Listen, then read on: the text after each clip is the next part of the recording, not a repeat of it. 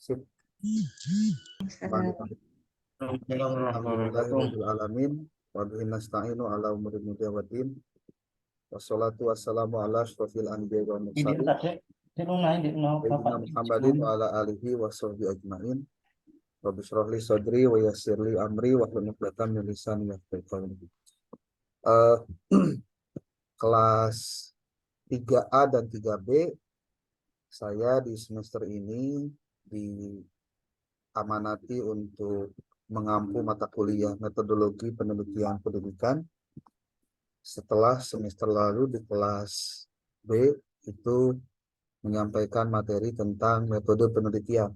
Jadi di kampus Samsul Ulum itu untuk metodologi penelitian diarahkan dengan dua tahapan. Tahapan satu metode penelitian, satu lagi metodologi penelitian pendidikan. Nah, saya tidak perlu mengecek kelas B karena dulu pernah bareng dengan saya, sehingga mungkin saya juga ingin bertanya pada kelas 3A terkait materi sebelumnya sudah sampai di mana, kemudian artinya yang dibahas apa saja, sehingga nanti ketemu kata kuncinya apa yang akan kita lakukan. Saya akan share screen terkait dengan RPS yang sudah saya buat. Mudah-mudahan bisa dilihat. RPS ini akan saya bagikan nanti ke grup untuk dipelajari oleh bersama. Dan ini adalah tahapan-tahapan yang akan kita pelajari, karena yang akan kita perbanyak itu, jadi CPMK ya. CPMK itu capaian pembelajaran mata kuliah. Mata kuliah ini bermaksud agar mahasiswa mampu merancang proposal penelitian berdasarkan prinsip keterbaruan dengan kinerja mandiri, bermutu dan terukur, serta sikap bertanggung jawab dalam bidang pendidikan agama Islam. Jadi diharapkan selesai atau belum selesai mata kuliah ini, Anda sudah bisa memahami bagaimana melakukan penelitian dan bagaimana merancang proposalnya. Jadi dari mulai sekarang Anda harus sudah pada pemikiran bahwa saya akan menyelesaikan kuliah saya semester ini dengan menyiapkan proposal. Karena nanti ketika proposal sudah selesai, tahap berikutnya ya Anda melakukan sidang penelitian proposal atau proposal tesis. Kemudian tahap berikutnya Anda keluar SK, lalu bayar bimbingan, kemudian melaksanakan proses bimbingan, sidang, wisuda. Itu aja, selesai. Jadi kalau misal dari sekarang Anda tidak punya bahasanya itu motivasi untuk mau menyelesaikan kuliah, saya khawatir Anda nanti jadi donatur tetap Samsul Ulum ya. Kalau jadi donatur tetap ya bolehlah, Samsul Ulum itu senang aja gitu, ada mahasiswa nggak beres-beres, bayaran gitu ya. Jadi magister itu kan rugi banget gitu. Nah, jadi saya berharap pertemuan-pertemuan kita di 16 kali pertemuan ke depan itu ada 14 kali tatap muka, 2 kali ujian UTS UAS. Itu akan kita isi dengan materi-materi yang terkait dengan bagaimana penyusunan proposal. Tentu yang akan kita lakukan pertama kali adalah mengingat kembali apa materi yang sudah pernah disampaikan pada saat metode penelitian ya. Dan Bapak Ibu akan saya ajak untuk nanti khusus kelas A ya, khusus kelas A itu akan saya berikan tugas yang saya berikan di kelas B di semester awal, semester kemarin. Karena fungsinya adalah harus lebih banyak belajar. Jadi kalau ditanya, Pak, kalau mengerjakan tesis itu apakah hanya sebatas beres tesis? Saya jawab tidak. Ya.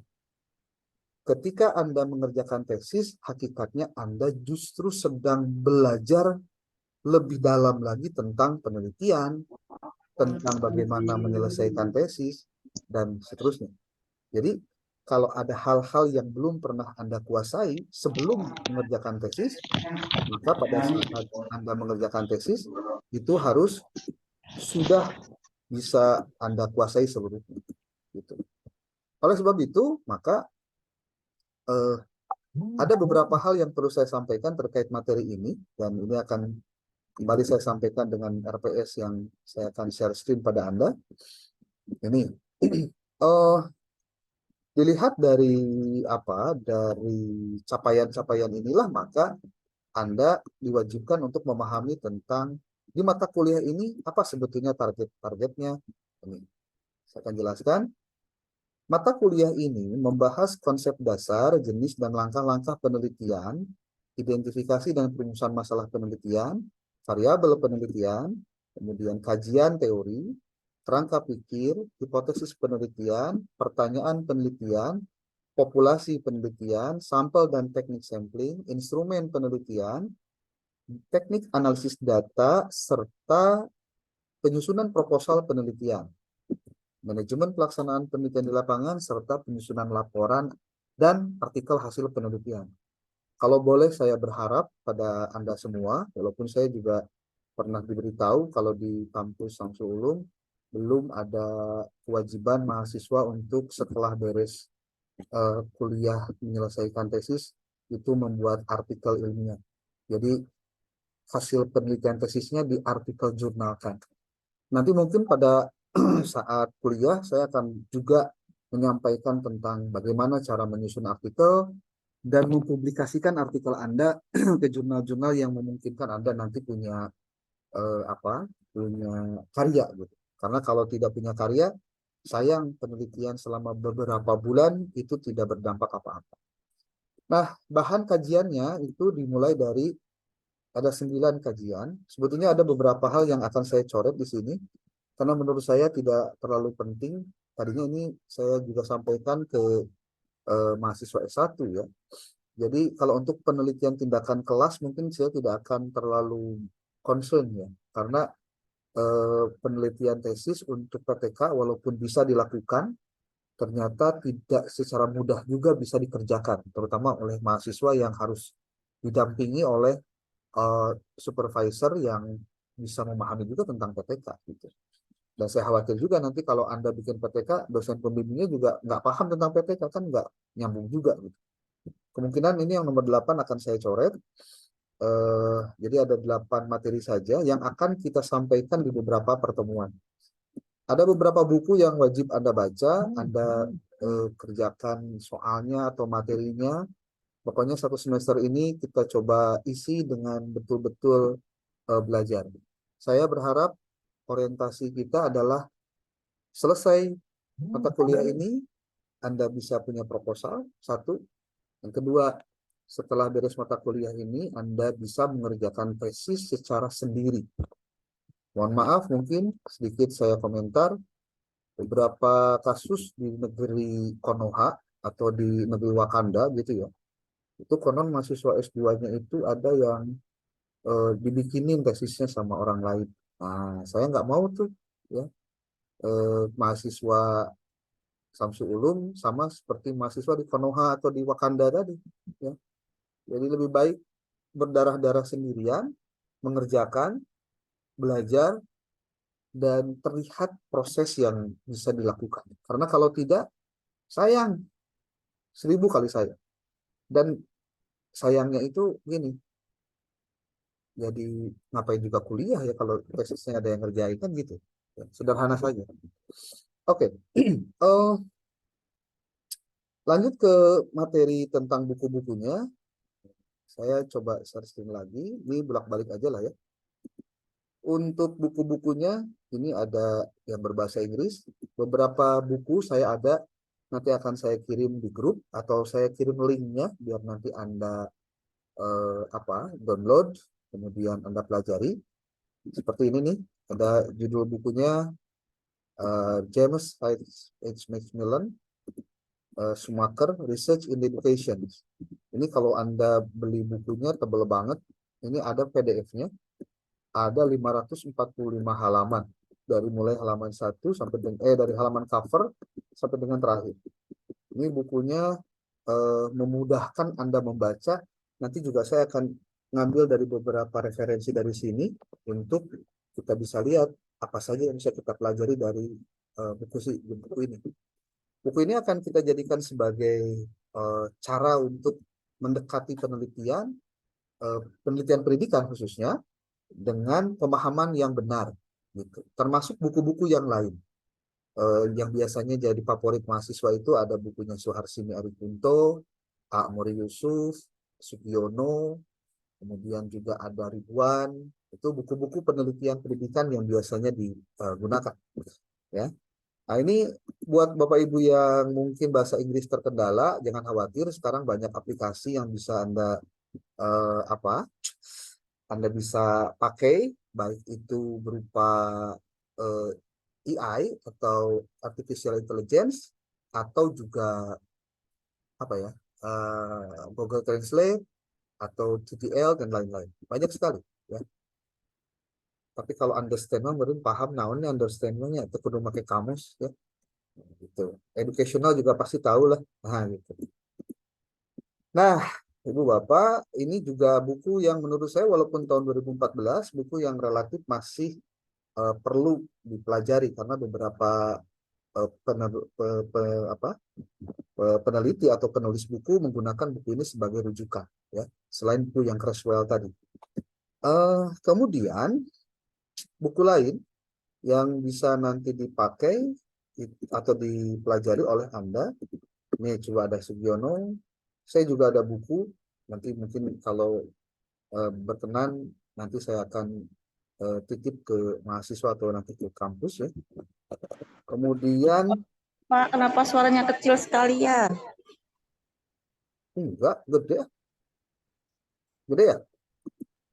Di saya cukup terdengar jelas, Pak. Jelas. Di Coba saya juga cukup terdengar jelas. ini Mungkin sih ininya soundnya diperbaiki atau digedein dulu ini apa speakernya coba. hujan gede. Oh, ini. Pakai headset Bu, pakai headset. Putus-putus Pak. Baik, baik Pak, baik, baik. Biasakan pakai headset biar kedengaran langsung, ya. Nah, kemudian ada Lexi Maleong nih bukunya, ada Wegulo juga. Nah, ini kalau untuk Wegulo ini saya ada PDF-nya. Tapi kalau Anda mau beli bukunya lebih bagus, ya. Kemudian ada juga Suharsi Barikunto nih ada. Saya mau masukkan lagi nanti satu buku, tiga buku yang nanti akan kita gunakan untuk bahan diskusi. Oke, bentar nih bisa ada ini. Oke, lalu lanjut materi-materi kita itu akan kita detailkan. Kalau misal didetailkan banget, nah ini pertemuannya sudah saya buatkan detail pertemuan pertama sampai pertemuan ke-16. Nah, nanti mahasiswa akan melakukan kajian-kajian terkait dengan bagaimana mempersiapkan diri menuju penelitian. Gitu. Jadi jangan sampai mau penelitian nggak ngerti apa yang harus dilakukan pada saat akan melakukan penelitian. Bisa dilihat di sini pertemuan pertama ini. Pertama saya menyampaikan rencana pembelajaran, yang kedua saya menekankan tentang pentingnya metodologi penelitian pendidikan. Kemudian ini pertemuan pertama untuk hari ini. Lalu untuk yang kedua ini tentang konsep dasar metodologi penelitian pendidikan. Ini dasar-dasar dulu sambil saya mengingatkan pada Anda yang mungkin sudah banyak kegiatan jadi lupa gitu ya. Metodologi itu naon sih pohon deui baheula teh. Kemudian ini akan kita sampaikan. Ini kalau pertemuan 2 masih bagian saya gitu ya. Tapi kalau untuk nanti pada waktu masuk ke pertemuan 3 sampai dengan pertemuan ke-6 itu nanti saya akan bagi Anda untuk membuat paper dan mempresentasikannya. Lalu pertemuan ke-7 ini merancang penelitian desain kualitatif. Nah, ini nanti akan saya buatkan timeline untuk materi-materinya. Nanti Anda tinggal memasukkan siapa saja orang yang akan dimasukkan untuk melaksanakan paparan atau penyampaian materi, ya. Kemudian Di sini ada mahasiswa mampu merancang desain penelitian kualitatif, ada pengumpulan data kualitatif. Ini pertemuan 9 dan 10 untuk 2 kali pertemuan. Kemudian ada lagi mahasiswa mampu merancang desain penelitian tindakan kelas. Nah, ini yang mungkin akan saya coret karena relatif tadi yang sudah saya bilang di awal ya. Nanti akan saya perbaiki dulu. Kemudian pertemuan 12 sampai 15, mahasiswa mampu membuat proposal laporan penelitian. Ini sudah masuk ke ini masih skripsi, belum saya bantu tesis. Mahasiswa mampu untuk menyusun proposal tesis yang nanti mengikuti alur buku pedoman yang ada di kampus. Jadi Anda pasti sudah punya buku ini. Sudah punya belum? Buku pedoman penulisan tesis? Sudah, Bapak. Oke. Sudah. Dalam bentuk buku ya. Nah, buku pedoman penulisan tesis itu buku pedoman yang dipakai untuk nyusun proposal dan nyusun tesis. Jadi jangan sampai tidak dibaca. Nah, di mata kuliah kita ini akan kita coba bedah halaman per halaman supaya nanti Anda tidak memiliki kesalahan dalam mengerjakan tesis itu sendiri ya. Sebab kalau salah, jadi gini Pak, Bu, perlu saya sampaikan nih, mengajar atau mengampuh mata kuliah metodologi penelitian pendidikan atau metode penelitian itu buat saya ngeri-ngeri sedap ya. Ngeri-ngeri sedap itu gini.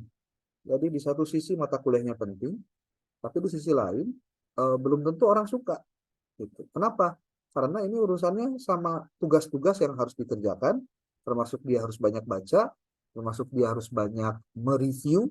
Mereview itu menelaah dan melakukan kajian kritis gitu. Kemudian juga belum tentu juga kita punya mindset yang sama tentang pentingnya belajar dan membaca buku persiapan menuju penyusunan tesis. Karena itu juga jadi problem berikutnya. Jadi kalau saya tanya, ini kalau boleh saya sedikit brainstorming lah buat Anda. Kenapa kemudian ada mahasiswa yang dia pakai jalan pintas gitu?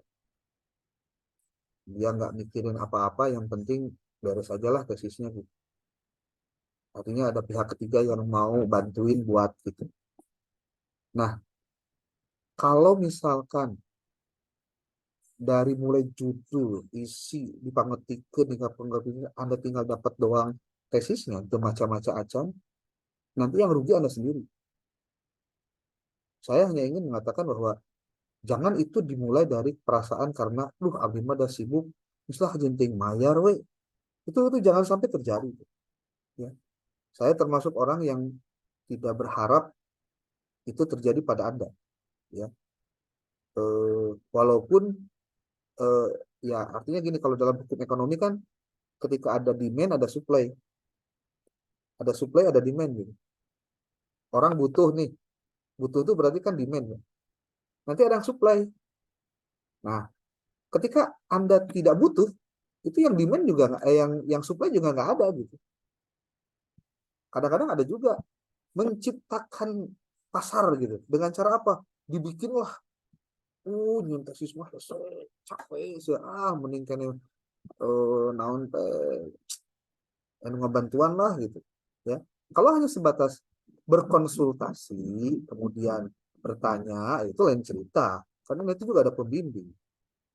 Tapi ketika semua proses itu dikerjakan sama pihak ketiga, nah ini yang jadi problem. Nah, saya berharap jangan sampai terjadi lagi, jangan sampai terjadi ya. Kenapa saya harus sampaikan ini pada Anda? Karena di negara Wakanda dan Konoha itu ada indikasi itu tuh bagian dari proses strategi orang menunggu mangsa gitu. Biasanya mohon maaf ya, yang ya sok sibuk-sibuk lah gitu. Sibuk A, sibuk B, sibuk C gitu. Saya berharap Anda sesibuk apapun, ya bagi saya sih tidak ada orang yang nganggur di sini mah. Yang kuliah ini semuanya orang sibuk loh. Bisa nggak? Kalau Anda nganggur mah nggak bakalan kuliah, Pak. Justru karena Anda sibuk, makanya Anda kuliah. Makanya pastikan posisi Anda ketika kuliah ini untuk menuntaskan apa yang sudah Anda mulai pada saat Anda daftar dulu. Jangan sebaliknya. Ai kuliah rajin pas ngerjakan tesis itu beres. Nah, saya ingin katakan begini. Boleh jadi semua kita ketika kuliahnya rajin, Pak. Mau jam sore, mau jam malam, wah pokoknya mah kuliah 45. Kadang-kadang ya banyak bolos, lebih banyak bolosnya daripada asupna contohnya lah ya gitu. Walaupun sebetulnya juga tidak bagus, Pak. Ini menunjukkan apa? Semangat kuliahnya bagus, Pak. Tapi belum tentu semangat mengerjakan tesisnya bagus. Kenapa? Nah, yang 2 arena ada nih. Nih, nanti udah ini. Bisa tuh caranya? Oh, nggak ada habis. Nggak pengalaman. Ini kenapa terjadi begitu ya? Karena setiap kita itu punya problem masing-masing ketika kuliah. Ada yang tidak ada masalah dengan uang, tapi dia bermasalah dengan waktu. Ada yang bermasalah dengan waktu, tidak ada masalah dengan uang. Ada yang bermasalah dengan waktu dan bermasalah juga dengan uang. Gitu. Bahkan ada juga bermasalah dengan waktu, bermasalah dengan uang, tapi tidak bermasalah dengan pengetahuan dan semangat untuk mengerjakan tesis. Jadi mengerjakan tesis itu kalau buat saya, itu adalah batu ujian Anda untuk seberapa kuat Anda berhadapan dengan situasi tersulit dalam kehidupan Anda untuk menyelesaikan tesis. Jadi kalau ditanya, Pak gampang tesis mah gawean asal beres. Mohon teorina gitu, Pak. Tapi dalam prak-prakan ngerjakeun mah cantang tuh. Kakarek muka laptop, nulis bab 1, pendahuluan geus kahulang. Saya kudu nulis naon. Terus ketika berpikir tentang masalah naon? Masalah naon sih? Terus orang rek ngerjakeun naon? Kadang-kadang persoalan-persoalan teknis itu persoalan yang menyulitkan untuk mahasiswa itu bisa melakukan kajian tentang bagaimana seharusnya dia itu menuntaskan tesis. Dan saya kasih tahu Bapak Ibu, kalau hanya sebatas tesisnya selesai, saya pastikan semua juga bakal selesai. Tesisnya. Tapi apakah tesisnya itu benar? Nah itu lain cerita, lain lagi ceritanya. Harapan saya, harapan nih baru harapan, Anda ketika mengerjakan tesis tidak saja sebatas beres tesis. Tetapi bagaimana Anda mengetahui tentang kronologis, keilmuan, keterampilan yang berkaitan dengan penyelesaian tesis. Sebab keilmuan tentang tesis ini sebenarnya nih ya, kalau saya kasih tahu rahasianya, tapi ini rahasia kita aja ya, nggak usah bilang-bilang ke yang lain. Ini rahasia kita aja. Jadi kalau guru, kepala sekolah, atau siapapun Anda yang kuliah di program Pasca Sarjana ini memiliki keterampilan, pengetahuan, dan pengalaman melakukan penelitian dengan benar, kemudian dia berproses menulis artikel, menulis penelitiannya dengan benar, maka dia akan memiliki karakteristik distingsi atau pembeda antara dirinya dengan mahasiswa atau wisudawan atau magister yang lain. Itu satu. Yang kedua, ketika dia sudah tidak kuliah, ketika dia menuntaskan kuliahnya dengan mengerjakan tesis yang benar, maka ada dorongan secara psikologis yang memotivasi dia untuk kayaknya saya mesti lanjut S3 deh. Nah, percaya atau tidak Ibu Bapak, beberapa kawan kita kalau ditanya, aing boro-boro S3, S2 gelieur gitu ya. Ada juga yang mungkin berseloroh gitu. Aing mah kapok kuliah teh dengan cangkel. Mungkin baheula keur kuliah S1 santai gitu. Jadi pada saat kuliah S2 rada bener teh kaget gitu. Apalagi ketika S3 lebih kaget lagi. Nah, maksud saya who knows, suatu saat Anda bisa lanjut kuliah S3. Siapa tahu, jangan mikir, di mana Pak, abdi mah duit nage abdi mah empot-empotan. Gusti Allah masih kene beunghar.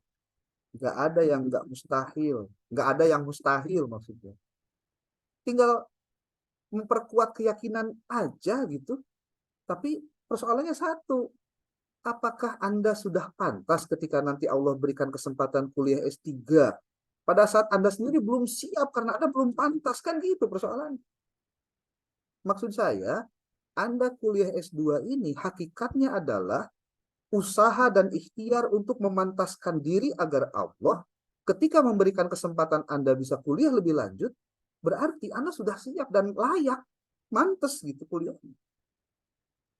Dan ini harus saya tekankan dari awal, karena nanti bicara materi bisa sambil baca, Pak. Tapi bicara tentang orientasi dan ekspektasi Anda di masa yang akan datang, itu belum tentu Anda dapatkan pada saat Anda baca buku. Itu harus didapatkan dari orang yang sudah pernah mengalami proses kuliah dan juga pernah mengalami proses bagaimana berdarah-darahnya mengerjakan tugas akhir. Itu. Jadi Anda yang sekarang semester 3 nih, saya kasih tahu. Coba Anda buka layar Anda nih, digalerikan view-nya, ya. Coba lihat nih teman-teman Anda yang sekarang lagi menyimak Zoom ini. Coba tatap matanya, lihat nama di bawahnya. Coba tutup baik-baik. Kalau yang tidak on cam sih saya nggak tahu nih wajahnya yang mana. Ya. Coba pastikan apakah orang-orang yang saya lihat hari ini tuh bakal nanti bareng dengan saya wisuda 2025, 2024. Kalau misalkan yakin ada, karena nggak yakin juga nanti temennya tuh nggak ikutan bareng beres gitu, belum tentu. Karena Bapak Ibu, coba cek deh, nanya ke bidang keuangan ke kampus. Berapa orang yang masih bermasalah dengan keuangan? Berapa? Itu sedikit banyak akan terbelenggu. Nih saya kasih tahu rumusnya ya, bisa kejadian. Antara Anda belum beres bayaran dengan Anda mengerjakan tesis. Oke. Yang Anda harus lakukan apa? Beresin tesisnya. Tesisnya mesti beres. Pak, masalah duit saya ke kampus gimana? Pokoknya tolong di pikiran. Bereskan lah tesisnya. Kalau tesisnya sudah beres, tinggal menunggu kapan jadwal sidang, setelah beres bimbingan maksudnya, berarti Anda tinggal neangan kumaha carana menang duit. Kan gitu. Pertama arek KBRI, arek KBJB, arek Kamitoha, terserah. Atur-atur. Tapi kalau tesisnya nggak beres, Anda pusing mikiran duitnya, pada saat duitnya Anda dapat, tesisnya can beres, terus arek sidang make naon? Make sendal jepit? Enggak. Ya enggak lah. Berarti ini menunjukkan apa? Kemampuan Anda untuk mempercepat proses penyelesaian tesis itu adalah cara yang paling efektif agar Anda cepat beres kuliah. Persoalan uang, persoalan biaya, dan lain-lainnya, lain itu penting, tapi beresin dulu tesisnya. Supaya Anda kalau ngobrol kami toha teh Pak, gitu. Alhamdulillah hari kuliah lancar, beres gitu. Tesis mah alhamdulillah tuntas tuh, terus ditanda tangan gitu. Cicing terus kenal gitu jang. Tah, iya Pak, iya Pak. Kampus masih kena ya tunggakan. Sugan anu bisa dipilihan nya eta merek BPKB rek sertifikat tanah lah nu gancang cair we contohna gitu. Kan puguh Pak. Puguh. Tapi lamun tesisna teu beres nya dina pelebah duit menang Pak, yakin moal kana tesiskeun Pak. Teu dikana naonkeun heula. Artinya tidak boleh, ini saya kasih tahu dari mulai sekarang, tidak boleh ada di antara Anda yang hari ini masih kepikiran, duh, si karena saya kemarin cuti. Ada Pak. Jangan pernah kepikiran cuti. Beresin segera. Ya. Dan mata kuliah ini sekali lagi, asal Andanya serius, serius mah bukan dari saya Pak. Saya mah udah pasti serius ngajar. Cuma mahasiswanya mau serius nggak gitu. Ya. Kalau Andanya nggak serius, ya buktinya semester kemarin juga masih banyak tugas yang ngahutang tuh, belum keluar nilainya sama saya biarin aja. Paling kayak menarik sidang nggak karek kukurunjungan datang Pak, abi badai sidang punten kudu kumaha tuh Pak. Lain kudu kumaha mana kamari kamana gitu. Ya. Ingat Bapak Ibu, kontrak saya dengan Anda itu hanya 16 kali pertemuan. Jangan sampai saya menambah waktu untuk apa sebutnya? melayani Anda di waktu ketika saya memang sudah tidak ada lagi waktu untuk melayani Anda. Karena waktu kontrak saya dengan Anda itu adalah di 16 kali pertemuan setelah UAS. Setelah UAS itu selesai, Pak. Saya tinggal ngasihin nilai, sudah semua, ya sudah selesai. Nah, jangan sampai kejadian beres kuliah, masih kene ngurus-ngurus nilai. Jangan. Ini yang buat kelas B nih, saya kasih tahu jangan kejadian lagi untuk kedua kali. Saya masih menunggu nih, kira-kira ada yang mau, ya artinya halus kubasa goreng kubasa, Pak. Ya, udah bahasa mah kudu meuli. Tinggal bereskeun urusan anak, ya secara kemanusiaan lah. Ya. Oke, ini pengantar saya untuk di mata kuliah Medlit, dan menurut saya ini adalah hal yang perlu Anda ketahui dari awal, yaitu yang pertama tentang panduan penulisan tesis ini. Karena kita akan merujuk ke sini, termasuk saya sih berharapnya begini, Pak. Mohon perhatian Bapak Ibu. Kalau boleh, saya ingin ketika mengerjakan atau menyampaikan materi ini, Anda pun itu sama-sama dengan saya belajar mempraktekkan apa yang saya sampaikan. Karena nanti akan lebih banyak praktek, Pak. Prakteknya. Karena kalau tidak dipraktekkan, nanti akan kesulitan untuk menuangkan gagasan penulisannya. Ya. Bapak Ibu jangan lupa, bagusnya sih kalau misalkan rizkinya ada, nih. Jadi kalau Anda lagi online begini, itu sebaiknya tidak sedang dalam perjalanan. Satu itu. Jadi Anda harus tahu kapan jadwal kuliah dengan saya, dan kapan harus menyesuaikan fokus untuk kuliahnya. Jadi jangan sampai kebalikan, Bu. Pada saat kuliah online, Anda justru mengerjakan pekerjaan-pekerjaan yang tidak ada hubungannya dengan kuliah. Akhirnya, kesempatan Anda untuk mendapatkan pengetahuan, pengalaman, dan pemahaman tentang materi kuliah, itu jadi hilang dengan sendirinya.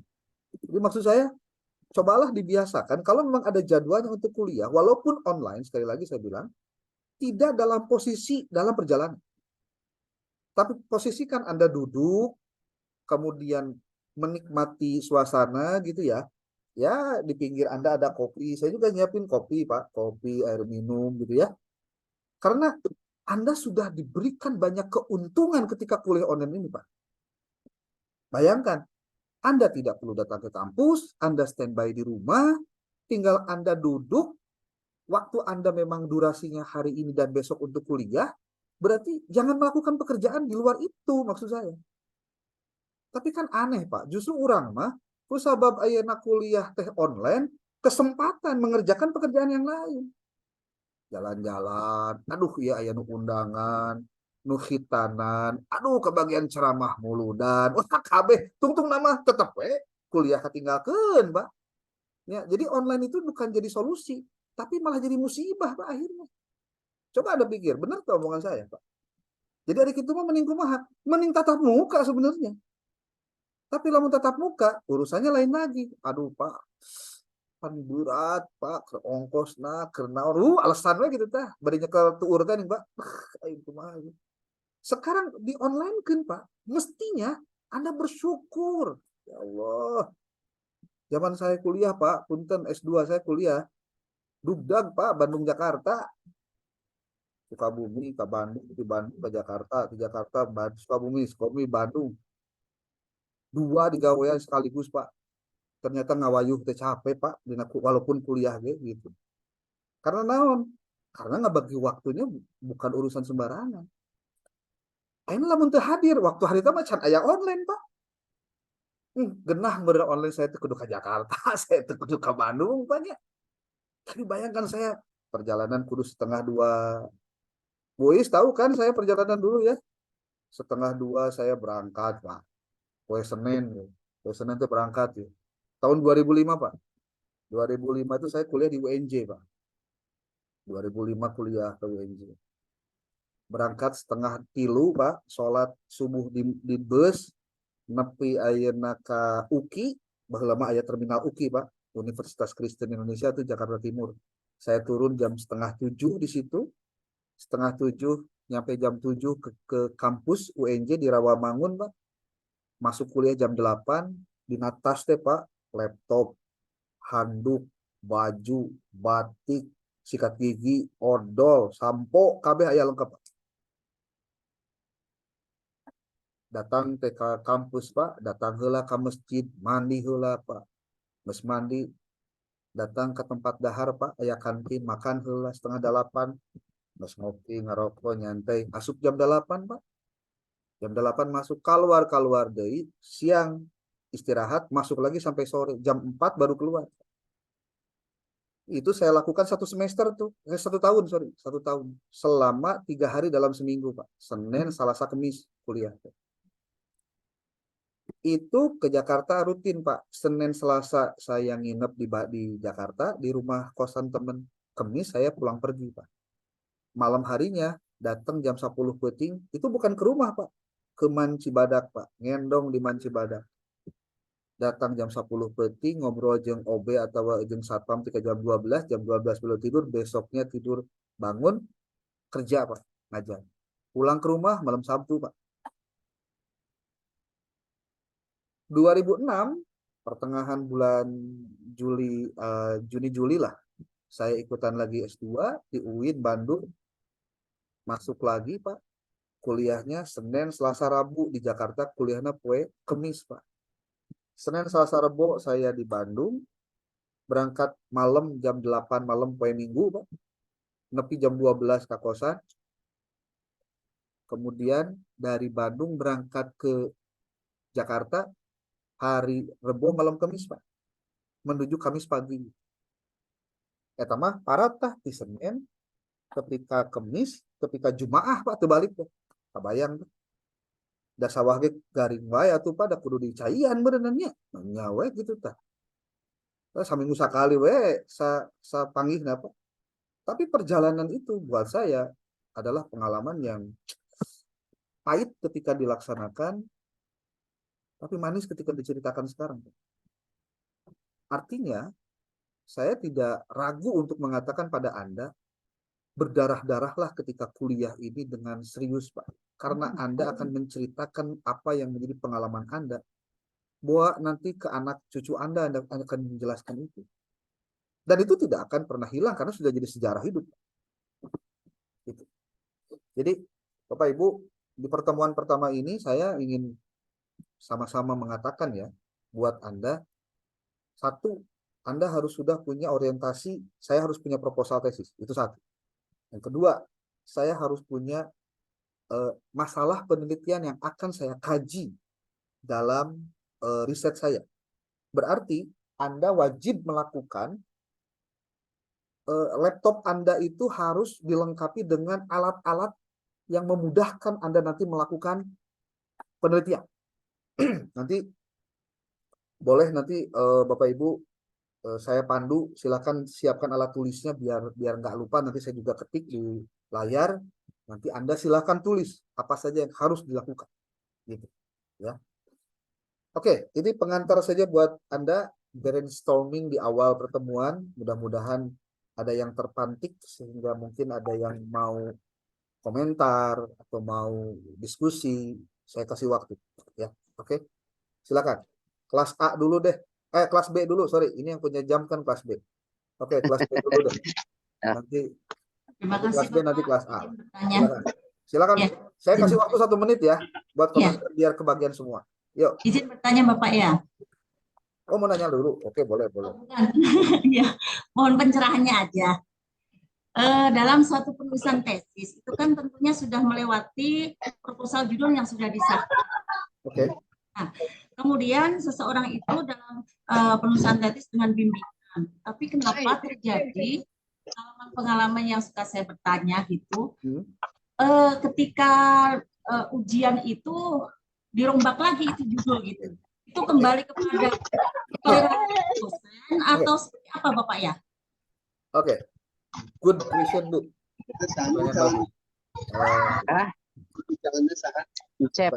Banyak yang bocor. Bapak Ibu,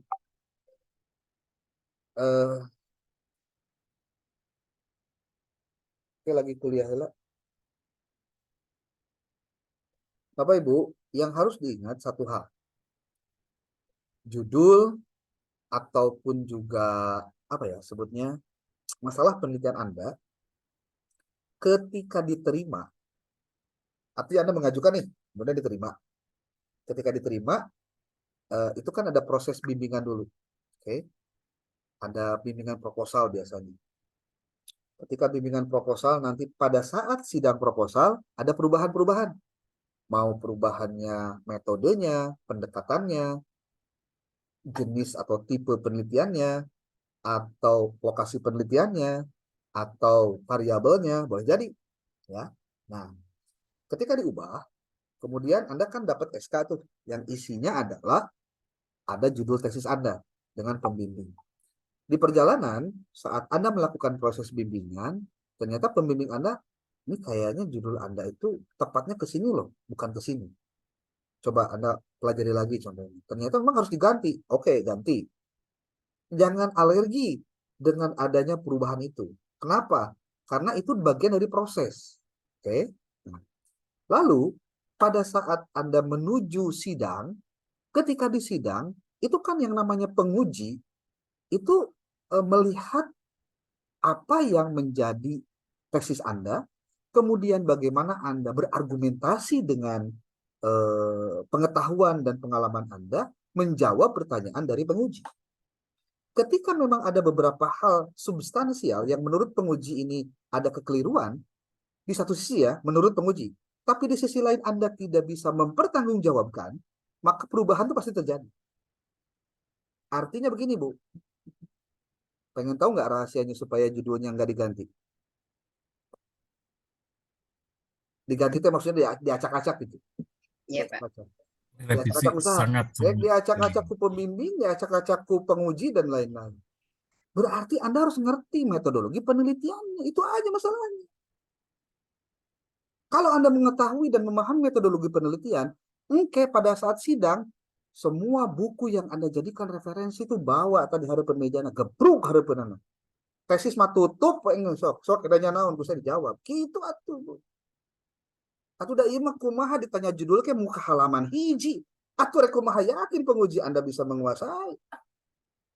Coba punten tadi teh judulna teh naon? Kes kedah Pak di halaman sabaraha judul ke halaman sabaraha padahal dina kaper ge aya. Gitu. Ada lagi yang lebih lucu. Kita penelitian teh di mana? Di Sukabumi apa Surabaya? Sukabumi. Alah. Benar Sukabumi. Di Sukabumi Pak tetap Surabaya. Sukabumi Pak. Coba tinggali halaman 78. Buka data. Penelitian tesis ini dilaksanakan di kota Surabaya pada bulan anu-anu. Lah, eta di mana caritana jadi ke Surabaya itu. Emang dua tempat, Bu, penelitiannya Sukabumi dan Surabaya. Pas dibuka teh.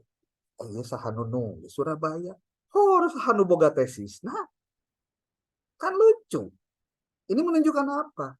Kadang-kadang ayeuna teu kakemot, Bu. Tapi penguji itu hafal di mana letak banyak kesalahan dan kekeliruan. Bahkan kalau ditanya, penguji itu tahu di mana biasanya mahasiswa tuh bisa ngajawab pertanyaan penguji. Ya karena pengalaman masalahnya. Contoh nih di penelitian kualitatif. Saya sih sering nanyanya begini. Anda penelitiannya apa? Jenis pendekatannya apa? Kualitatif, Pak. Oke. Jenisnya apa? Contoh studi kasus ya. Di studi kasus referensi buku yang dipakai apa untuk studi kasus? Pas dibuka, bukunya Sugiono. Sugiono mah tuh lain buku eta mau buku kualitatif biasa. Harus buku metodologi penelitian studi kasus. Tuh poinnya. Berarti dia nggak pakai referensi kan? Satu. Yang kedua, berarti kalau logikanya sederhana. Kenapa dia tidak pakai buku? Karena nggak tahu atau tidak diarahkan. Boleh jadi. Atau yang ketiga, mana terlalu nanya gitu. Ya. Jadi apa yang dia jadikan acuan? Yang dijadikan acuan adalah tesis-tesis sebelumnya. Itu masalahnya. Saya katakan nggak boleh acuan pakai tesis yang sudah ada. Walaupun itu dari Samsul Ulum. Kenapa? Belum tentu benar. Nah itu karena benar jeung teu urusanana lain palebah pakai referensi atau untuk eta mah karohiman dari penguji we sebenarnya. Ya. Nah, Terus pertanyaan tadi, dilanjut. Di bab 3, Anda menuliskan ada triangulasi. Ya, betul. Triangulasi itu apa? Bla bla bla bla bla. Oke. Anda menggunakan triangulasi jenis yang mana di penelitian ini? Bisa nggak jawab, Kak? Oh. Terus di lampiran juga tidak terdapat nih triangulasinya. Terus saya nanya, terus di bab 4 Anda nulis apa dong kalau begitu? Kira-kira kalau itu pertanyaan tidak bisa dijawab, harus digerombak nggak tesisnya, Bu? Pasti digerombak. Karena ketahuan ada tahapan penelitian yang dia tulis di bab 3 yang tidak dia lakukan di bab 4. Jadi diurang mah kadang-kadang kia, tesis itu asal beres we, bae salah oge. Ini yang keliru, Pak. Saya tidak tahu nasib Anda yang mungkin sekarang masih kene belum ada pekerjaan, pengen jadi dosen, who knows? Atau yang sekarang guru, nanti suatu saat Samsu Ulum butuh ngadosenan lah sama tak kuliah sakelas mah naon sebutna teh tabaruk atau manjangkeun sanad keilmuan atau silaturahmina ketika Anda ngajar mahasiswa, namun Anda sendiri kerjaan tesisnya biasa-biasa gimana? Jadi perubahan judul itu salah satunya karena ketidakmampuan mahasiswa menjawab pertanyaan penguji. Itu satu. Yang kedua, secara media memang ada yang keliru. Gitu. Ya, Bu siapa tadi yang nanya? Bu Sarifah ya? Ya, Bu Sarifah. Baik, Bapak. Itu salah satunya. Oke. Jadi sebaiknya memakai buku panduan yang diadakan di Samsul Ulum atau bisa yang lainnya. Soalnya saya lihat itu kalau kualitatif kan di panduan itu kan di perumusan masalah itu 5, tapi ketika ujian menjadi 3 atau gimana itu, Bapak? Kalau masalah itu mah teknis, Bu. Bukan selera Pak dosennya. Kalau buku pedoman yang dari kampus itu adalah buku pedoman penulisan tesis. Bukan buku metodologi penelitian. Ingat ya. Beda loh. Beda. Kalaupun ada materi metodologi penelitian yang dikutip di buku pedoman tesis, memang seharusnya begitu. Gitu. Tetapi buat saya, kalau Ibu pengen lancar-lancar aja nih ngerjain tesis tanpa ada revisi banyak-banyak, maka dari awal, dari mulai masalah, bikin bab 1, bikin latar belakang, itu harus betul-betul fix. Harus benar dari awal. Referensinya Anda harus punya. Buku-bukunya Anda harus punya. Anda harus baca. Kan gitu. Ya. Pokoknya Bu, buku pedoman itu pedoman penulisan tesisnya. Sementara metodologi penelitian mungkin hanya diungkap secara sekilas atau sepintas. Karena tidak mungkin ditulis semua di dalam buku pedoman. Kalau buku pedoman itu ceritanya begini, Bu. Bab 1 nulis naon wae, isinya naon, kudu gini. Bab 2 itu isinya apa, kalau kuantitatif itu ini begini. Itu aja. Biar ibaratnya gini deh.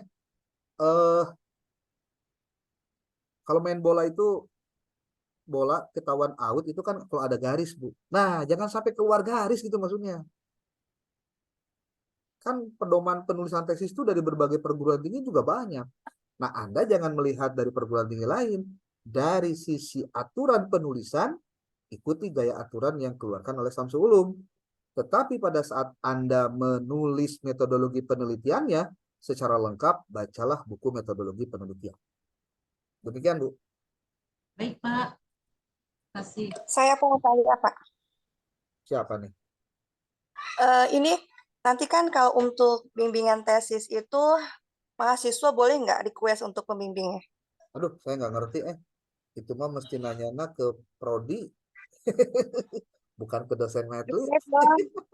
Apa ya request ya? Ya jangan ngobrolnya ke saya khawatir nanti salah ngomong nanti di print lagi. Woi, offset katanya gitu. Nanti Bu Hera tanya aja ke Pak Jasman, Pak Haji Aab, atau ke Pak Ketua langsung lah, ya. Ya, oke. Oke. Ada lagi? Yang mau seputar tesis atau seputar apa cerita-cerita yang mungkin hoax gitu, yang Anda pernah dengar tentang tesis gitu, kumaha? mulai adanya pembimbingan dari kapan, Pak? Nah, itu tanya ke prodi, Pak. Jangan ke saya. Yang pasti mah ulah wakananya eta, Pak. Anda siap can nyen proposal eta heula. Insya Allah, Pak, udah ada juga. Itu penting mah. Ngan bener henteu gitu. Sesuai aja buku pedoman. Nulisnya terstruktur enggak, sistematis enggak. Nah, saya itu pengen saya nih ya, ini buat semua nih. Jadi, lamun bisa masih laptop nate 2 gitu, Pak. Jadi hiji laptop keur Zoom meeting, hiji laptop deui keur langsung praktek gitu maksud saya. Itu idealnya ya, itu ideal. Tapi lamun teu ge hiji laptop ngagawean ongkoh, Zoom ongkoh di dinya teu naon. Bebas lah. Ini mah idealnya. Buat apa maksud saya? Biar Anda langsung bisa dipraktekkan, Pak. Saya akan nanti coba bantu untuk seperti bagaimana cara mencari referensi, cara melakukan citasi, bagaimana cara penulisan dan pengutipan. Itu bukan persoalan gampang dan perlu belajar. Oke, tanpa berlama-lama tolong ditulis dulu di catatan Anda deh. Laptop Anda harus terinstall naon wae ya. Sok satu. Anda harus sudah terinstall Mendeley. Wajib pertama, ya. Yang kedua, di laptop Anda harus terinstall Publish or Perish, Harzing Publish or Perish. Oke. Publish or Perish. Kemudian, nah, pakai tanda panah tuh di palebah POP, Anda harus punya akun, bukan akun. Jadi API key ya, API key untuk membuka jurnal Scopus di Mendeley. Di Publish or Perish. Nanti saya akan coba sedikit praktekkan ya, biar Andanya tidak keliru. Itu kedua. Yang ketiga, tolong Anda sudah instalkan Grammarly. Grammarly-nya yang biasa dulu saja, jangan dulu yang berbayar. Ada sih yang berbayar murah, 10.000, 12.000 itu 1 bulan atau 1 tahun juga ada. Di Shopee banyak. Kemudian, ini saya mau tanya dulu pada Anda nih. Anda rencananya mau penelitiannya kuantitatif jenisnya atau kualitatif? Walaupun itu sebetulnya tergantung dari masalah Anda, tapi Anda harus sudah punya pemahaman, saya ke depan mau mengerjakan tesisnya kualitatif. Saya mau mengerjakan tesisnya kuantitatif. Artinya gini, kalau Anda mau mengerjakan tesis yang kuantitatif, instalkanlah SPSS. Itu Pak. Ya. Kalau Anda mau kuantitatif nih. Kalau yang mau kualitatif, instalkanlah salah satunya itu atlas.ti. Atlas.pi. Gitu. Dan itu ada yang berbayar, ada yang gratis, tapi ada juga yang berbayar. Berbayar juga murah lah. Nanti saya berikan linknya untuk Anda bisa belajar tentang atlas.ti versi 7 dan versi 9. Nanti alamatnya saya klik, silakan nanti Anda download dan Anda instalkan di dalam laptop Anda. Kalau Anda mau penelitiannya kualitatif, kalau misalkan Anda tidak menggunakan atlas.ti, itu Anda bisa pakai NVivo. Nah, semua aplikasi-aplikasi yang saya sebutkan, tutorialnya ada di YouTube semua. Jangan khawatir. Tugas Anda mah kudu boga aplikasi-aplikasi eta. Ya. Oke. Aplikasi itu buat apa sih, Pak? Memudahkan Anda mengetik, memudahkan Anda mencari sumber. Karena biasanya mahasiswa itu suka kehilangan waktu untuk mencari sumber. Padahal sumber itu bisa didapatkan dengan cara yang mudah, cara yang cepat. Gitu. Nah, itu di antara software-softwarenya. Nah, sekarang pertanyaannya, apa yang harus Anda kuasai pada saat mata kuliah ini dilaksanakan? Anda harus sudah paham Word, Excel, PowerPoint, minimal 3 itu. Word itu untuk dalam rangka menulis tesisnya. Tesis Excel biasanya kalau ada hitungan-hitungan sederhana, termasuk untuk membuat kayak diagram gitu ya, atau tabel tabel bergaris atau tabel batang, diagram batang itu minimal itu bisa dilakukan. Karena itu juga menjadi bagian dari cara menjelaskan tentang statistik deskriptif sebetulnya. Kemudian yang ketiga, Anda harus punya kemampuan mengoperasikan PowerPoint. Kalau sekarang ada Canva sebetulnya lebih enak ya. Canva gratisan, banyak fitur yang ditutup, tapi kalau Anda mau rada anu ayaan ya bayarlah sebaraha sih, yang setahun itu biasanya per tahun ya bayarnya. Itu dapat ilmu baru nanti. Jadi PowerPoint itu fungsinya buat apa? Buat Anda nanti membuat slide PowerPoint pada saat sidang. Jadi Word untuk menulis tesis, oke. Kemudian Excel itu untuk membuat diagram, tabel-tabel yang kira-kira kesulitan Anda membuatnya bisa dibuat di Excel. PowerPoint itu tujuannya adalah supaya Anda bisa membuat slide PowerPoint pada saat Anda sidang tesis nanti. Gitu. Nah, hati-hati, saya berharap semuanya dikerjakan sendiri. Menurut saya itu paling efektif. Agar apa? Agar Anda punya pengalaman bagaimana berprosesnya dalam mengerjakan tesis. Oke. Ada yang mau komentar? Baru jam 5 lebih 4 nih. Kita ada waktu sampai dengan pukul 18. Ada. Waalaikumsalam, Pak. Ya, salam. Gimana, Pak? Waalaikumsalam warahmatullahi wabarakatuh. Terima kasih kesempatannya, Pak. Tadi selain aplikasi, buku wajib yang selain John Creswell, terus saya Sugiono, apalagi, Pak? Kalau Oh, aplikasi itu kebetulan pas malam kemarin, yang Rabu kemarin di setiap Rabu kita pertemuan membahas SPS. Itu kan ya. berguna sekali. Yang buku wajibnya, yang buku Oke. wajib untuk ini, Pak, metodenya. Terima kasih. Sebentar. Saya akan share screen eh, apa? Yang lain ya. Bentar.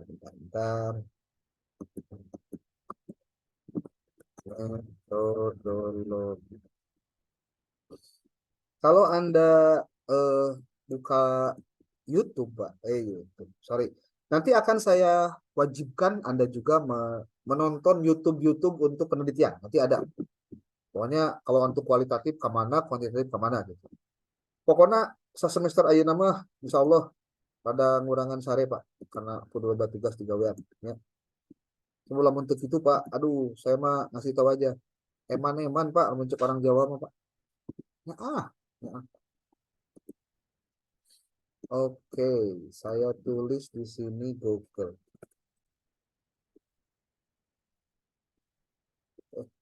Kok bisa?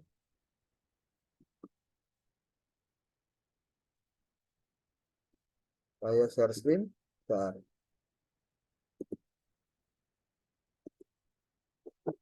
Oke, Pak. Pertama nih, kalau ditanya buku metodologi penelitian, Anda maunya mana dulu? Metodologi penelitian secara umum atau metodologi penelitian kuantitatif atau kualitatif? Kalau secara umum, nanti Anda bisa beli buku ini nih. Muri Yusuf, metodologi penelitian. Ini kalau untuk gambarnya nih kayak gini nih, Pak. Ini gambarnya nih. Kalau pengen lebih jelas lagi, saya ubah image.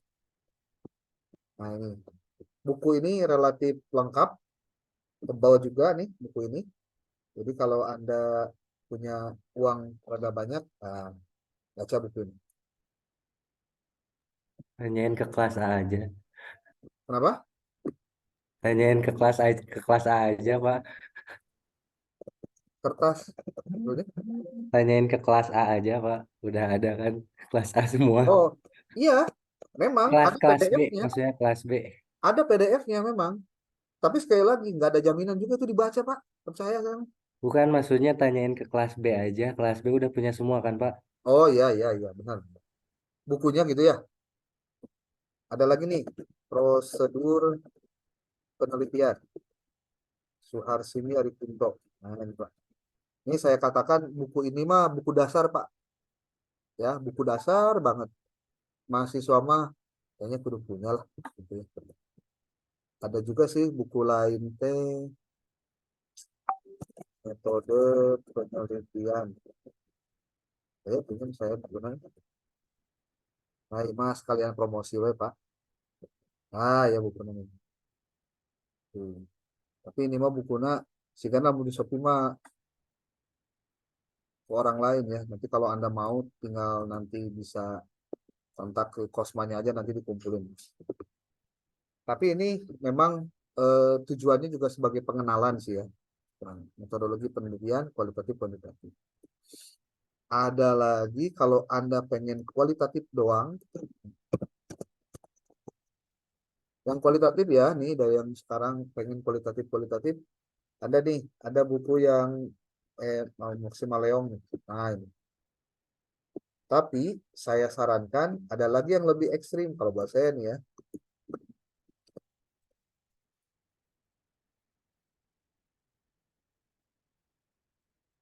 Nah, buku ini Pak. Nah, buku ini nanti bahkan Amir Hamzah itu mengarang buku jadi tiap penelitian kualitatifnya dia breakdown satu persatu jadi buku lagi gitu. Saya juga punya semuanya sih kalau saya ya. Seperti ini, penelitian kualitatif itu kan jenisnya banyak ya. Ada fenomenologi. Ya. Contoh nih, fenomenologi ya.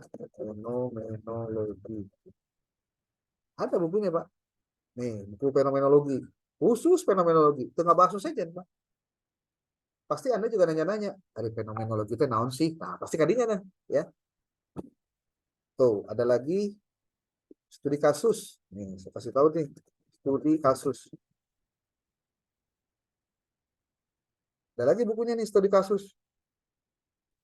Jadi studi kasusnya bukan kuantitatif, ini kualitatif, Pak. Ya. Nih, pokoknya detail, Pak. Studi kasusnya naon sih gitu, dalamnya gitu.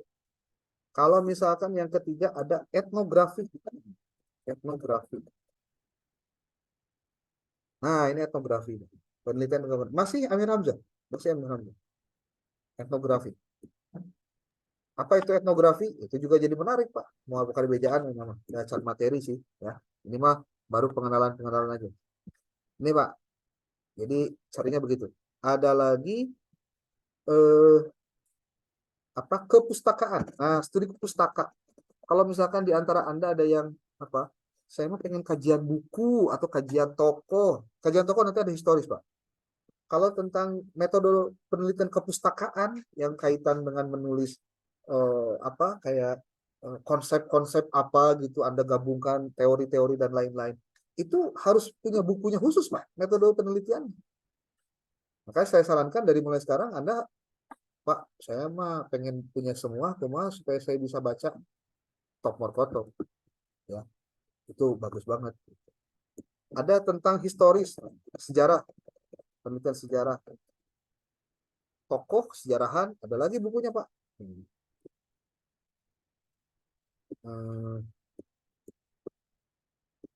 Tapi bukan Amir Hamzah ya, sejarah khusus ada. Nih, metodologi penelitian sejarah. Kalau sejarah. Tapi kalau penelitian untuk relatif kalau apa untuk apa mahasiswa pasca untuk di ini kalau kuantitatif ya PAI. itu nanti ada eksperimen Pak, eksperimen metodologi penelitian eksperimen itu salah satu ini Pak. Jadi per bidangnya gitu baca bukunya Pak. Nih ada nih metode penelitian eksperimen Pak. Sok dibaca buku. Jadi kita tuh sudah tahu, oh eksperimen mah kayaknya ayah Pak, kuasi eksperimen, apalagi itu. Jadi inilah sebabnya kenapa Anda pada saat kuliah di semester lalu, ketika masuk sekarang di semester pada saat Anda akan menulis tesis atau proposal, Anda harus sudah tahu bagaimana sebuah desain penelitian itu dilakukan. Kuasi eksperimen. Ini sebetulnya bagian dari eksperimen, tapi bentuknya kuasi, Pak. Kuasi itu semu-semu gitu Pak, semu. Oh. Kenapa ini harus saya sampaikan pada Anda? Biar Anda nanti punya banyak pilihan. Lu penting mas satu Pak, ada buku referensi yang Anda jadikan pegangan. Referensinya Pak, bukan tesis yang udah beres. Karena belum tentu tesis yang sudah beres itu berdasarkan buku pedoman tesisnya atau buku tesis, buku metodologi penelitian. Gitu. Ya. Demikian Pak Asep. Jadi buku-buku mah kalau misalkan ada lagi Pak, lebih ekstrim lagi nih saya. Kalau misalkan Anda, Pak, saya mah hayang SPSS-an. Nah, contohnya ya. Kumaha carana Pak neangan bukuna? Bukuna teh hiji tapi bicara semua. Ayo Pak, saya kasih tahu nih bukuna. Metodologi penelitian kuantitatif. Imam Mahali ini baru jadi guru besar kemarin Pak. Kawan saya. Nih, ada buku ini Pak. Nih, metode penelitian kuantitatif. Ini saya sarankan buat yang mau metode kuantitatif ya, metodologi penelitian kuantitatifnya, saya sarankan Anda baca buku ini. Di dalam buku ini ada tahapan tentang bagaimana SPSS itu dilakukan. Contoh, kalau mau eksperimen seperti apa, kalau untuk pengaruh kayak gimana, untuk uji validitas bagaimana, untuk uji reliabilitas seperti apa, itu ada bukunya di sini Pak, ada penjelasannya. Ya, ada. Oke, Pak, gimana kalau yang lainnya? Kalau yang lainnya mah enggak, terserah. Bahkan ada PDF-nya Pak sebenarnya, kalau mau nih, tapi Anda harus download di Screen. Ya, di Screen-nya ada, ini PDF-nya. Ini PDF-nya. Tuh. Di internet itu, apalagi kalau misalkan Anda buka, ini kalau internet ya, ini karena internet itu luar biasa nih. Akademia.edu. Akademia, itu akademi sih. Akademia.edu.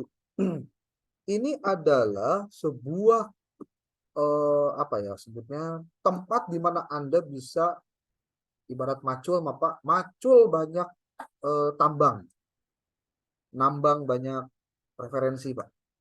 Anda tinggal tulis aja di sini contoh. Buku metode penelitian kuantitatif SEM PLS. Contohnya pakai SEM Pak, bukan pakai SPSS. Ayat tuh. Nah, kita lihat Pak. No, ini karena gratisan jadi banyak iklan Pak. Oh ya, nah perlu ditutup dulu lah. Tuh. Review buku, review buku. Anda klik satu, nanti dia akan ada bukunya Pak. Coba ya, kita satu masuk nih. Nanti di kiri kanannya itu, nah, ini kayak gini. Ini mah berupa, kalau bahasa kita mah review bukunya. Tapi ini, metodologi penelitian. Bayangin ini buku nih, bisa di-download ini. Tuh. Dasar logika jurnal tentang deductive thinking. Oke, bebas. Ini masuknya ke akademia.edu. Bagusnya Anda nanti bikin akun di sini. Buat apa? Ini bisa untuk Anda mendapatkan mengupload hasil-hasil karya dimasukkan ke sini. Saya juga punya akun di sini dan menguploadkan beberapa karya artikel di situ. Tuh. Nih, kalau Anda mau nih metodologi penelitian, tapi ini terapan dan bisnis. Kalau diklik ini masuk ke ini tuh. Saya klik ya. Tuh, Pak. Nah, maksud saya kenapa tadi saya bilang sebaiknya Anda ketika melakukan kuliah itu tidak hanya mendengarkan saja, tapi langsung mempraktekannya gitu, Pak. Tuh, metodologi penelitian. Bayangkan Pak, 249 halaman. Dan ini bisa di-download Pak, download PDF. Ya. Tuh. Tapi ini ekonomi dan bisnis. Ada lagi buku yang lain. Ini ada buku nih, metodologi penelitian kualitatif bisa dibaca nih. Terus di sini Pak, banyak referensinya. Tulisnya akademia.edu. Ya. Dasar metodologi penelitian. Kalau Anda yang belum ngerti bagaimana penelitian SPSST, tulis aja dia Pak. Tutorial atau buku tutorial SPSS. Pak. klik oke, aya teu nu ngabahas eta Pak.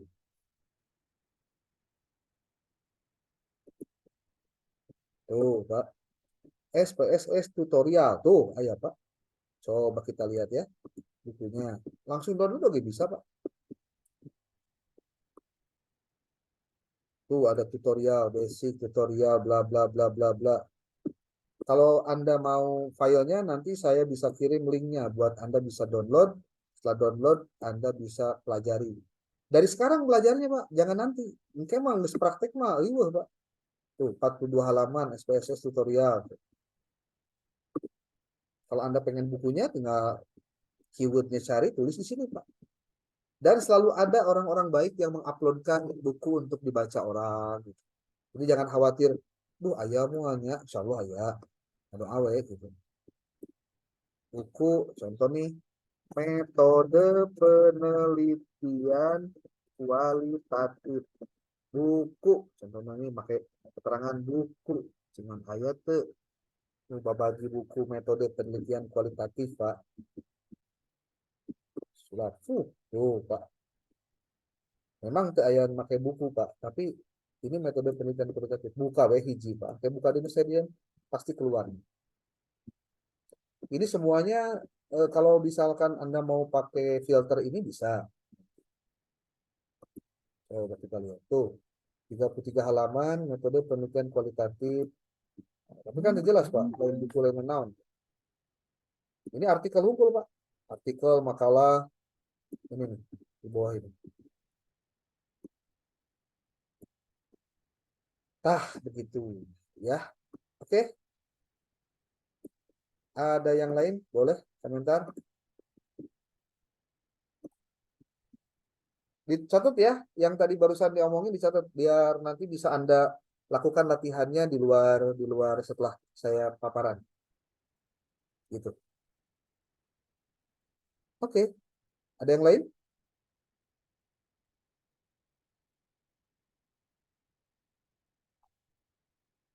Gimana kira-kira? Makin liar apa makin ngumet, Pak? Aku Pak, pusing Pak. Ya, pusing. Asli Pak, pusing Katakan Pak. kena nyiapkan Panadol, Bu. Siap-siap buat Panadol. Kalau pusing berarti berpikir ya, tandanya berpikir. Pusing Pak. Betul. Pak, kedah nganggo laptopnya atau tiasa nganggo Chromebook, aplikasi-aplikasi ini kos gitu teh Pak? Chromebook, maksudnya pakai Chrome gitu? Chromebook bukan laptop. Enggak harus laptop, Pak. Harus Jadi mah laptop, sama. Pak. Lamun Chromebook mah Bapak mau bisa ngedownload banyak. Dan Chromebook mah bukan buat aplikasi apa? Bukan laptop untuk nyimpen data, Pak. Bukan nyimpen file gitu. Bukan. Kedah nganyuk heula laptop berarti nya. Ya tadi teh Pak, Hilian we jeung hayam jago lah. Pak, mau bertanya. Oke. Siapa nih? Neta. Oke, sok gimana? Bapak kan tadi kata Bapak bilang kalau misalkan kita untuk kita menyelesaikan tesis itu harus ada laptop, aplikasi, referensi dan lain-lain. Nah, bagaimana kalau misalkan kita sudah terkumpul nih kayak laptop, di laptopnya ada isi aplikasi, terus teh referensi udah banyak. Ternyata kita kebetulan mendapatkan dosen pembimbingnya yang gak ngebimbing sama sekali atau dalam artian gak bisa dihubungi sama sekali. Nah, bagaimana cara mahasiswa menghadapi dosen seperti itu? Emang gitu. ayah gitu? Soto ayah. Gue tambah di Wakanda. Kalau misalkan pengalaman di S1 ya Pak ya, ada nyampe, maksudnya kok jadi curhat? Emang ada teman saya, gitu teman saya apa saya? Beda loh. Oh, kalau di S2 insya Allah gak ada mungkin ya Pak. Oh nggak tahu tuh. Iya. Terus gimana Bu? Bagaimana sih cara maksudnya baiknya kita menghadapi dosen seperti itu gitu? Enaknya gitu. Tong sok riwe. Jangan pakai sebut tong riwe. Anda kan pernah S1, babaturan loba. Ya saya juga bisa dihubungi lah sekali-kali kalau misalkan pengen nanya yang kira-kira krusial. Nama ya chat GPT, coba Bu. Aduh, nanya naon sih itu bisa. So, memang ada hal yang tidak bisa diberikan chat GPT. Apa? Perhatian, Bu. Nggak bisa. Sisi psikologisnya nggak bisa dikasih sama seksi nih. Masuk sama Google, sama apa nggak bisa.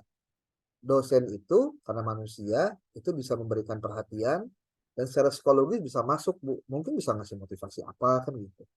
Nah, yang Ibu tadi sampaikan, saya bisa maklum. Biasanya itu terjadi buat pemula, ya. Makanya dari mulai sekarang, saya kasih tahu nih, sebetulnya Anda itu plus minus sih pembimbingan mah. Nih saya kasih tahu ya, nih Bapak Ibu, pembimbingan itu plus minus. Kalau Anda termasuk orang pembelajar, artinya punya motivasi intrinsik yang kuat, berarti Anda tidak akan menggantungkan nasib dan juga pengetahuan Anda itu ke orang lain. Artinya Anda akan mencara sorangan. Nah, kalau itu yang Anda punya, berarti Anda tidak perlu khawatir. Ada YouTube, ada Google, ada ChatGPT, ada buku, tinggal maca, tinggal pelajari, nyaho, tanyakan tadinya. Selesai. Jadi itu artinya harus berasal dari kita dulu. Gitu.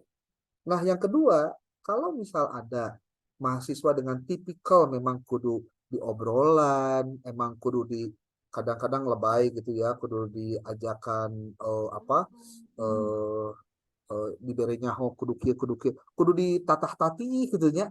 Pinci. Ya, mungkin itu yang rada susah, Bu, rada susah. Karena kalau untuk S2 itu sebenarnya tingkat kemandiriannya harus lebih tinggi daripada dulu ketika S1. Apalagi nanti Ibu S3, Bu. Percaya atau tidak, saya kasih tahu nih. Pembimbing yang sama, mahasiswanya beda. Ini kan tesisnya teh, Bu. Beda hasilnya. Ayat tesis nanti si mahasiswa ima rapi, tertata, sistematis. Ayat kan hiji deui mah biasa-biasa, kadang-kadang acak-acakan, tapi pembimbingnya sarua. Dengan itu saya bisa menyimpulkan tesis halus jeung teuna itu bukan karena pembimbing atau bukan, tapi karena si mahasiswanya sendiri. Artinya Bapak Ibu, ini perlu di-highlight nih omongan saya. Validator utama dari tesis Anda adalah Anda sendiri. Validator itu gimana maksudnya? Yang membuat Anda paham atau tidak dengan tesis Anda itu Anda sendiri yang melakukan penelitian. Jadi tinggal nama kia, Bu. Sebelum jauh Ibu ngumpulkan buku, ngumpulkan artikel, ngumpulkan naon, dimulai dari pertanyaan begini. Saya penelitian temanya tentang apa? Topiknya tentang apa? Yang mau diteliti itu apa? Ada masalahnya di mana? Anda harus tahu research gap. Nah, nih, saya akan coba, Bapak Ibu perhatikan laptop saya. Saya akan coba praktekkan tentang, kalau di kelas B saya pernah cerita ya, tentang penggunaan software-software. Ada beberapa software yang harus Anda apa ya? Anda sebut nanti Anda kuasai. Bentar. Mana share screen? Oke. Ini Bu, Pak. Softwarenya yang harus Anda kuasai nih untuk mencari research gap dulu nih. Satu tadi POP sudah ya, publish or perish. Harzing, publish or perish. Software. Satu, Harzing, publish or perish. Ini POP. Yang kedua ada post viewer. Yang ketiga, Anda harus tahu connected papers. Kalau connected papers itu website ya. Connected papers.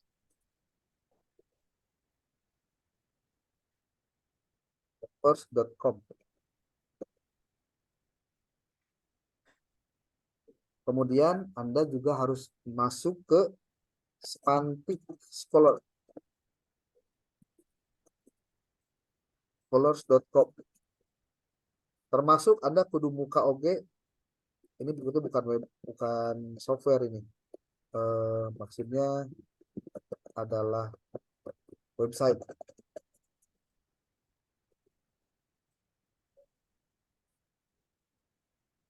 Semantic Scholars, terus Connected Papers, ada lagi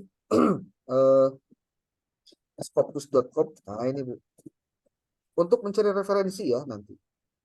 Ada lagi Science Direct, CMC Direct.com. Ada lagi doaj.org.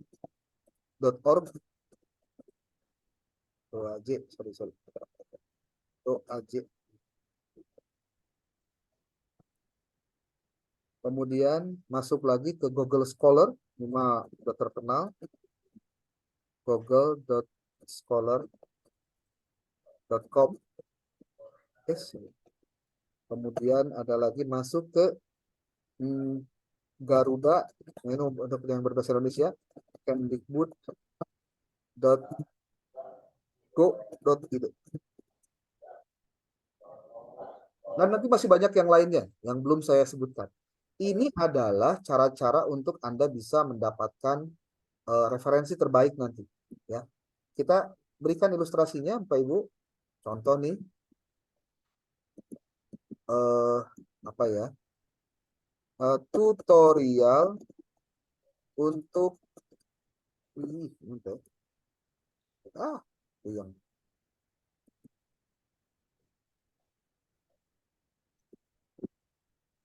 Google, YouTube. Beruntung kita hidup di era digital, Bapak Ibu, kudu kemana-mana neangan bahan. Jadi kalau misalkan kita standby saja depan laptop kita, nanti bisa kita dapatin apa yang kita inginkan. Contoh nih, tutorial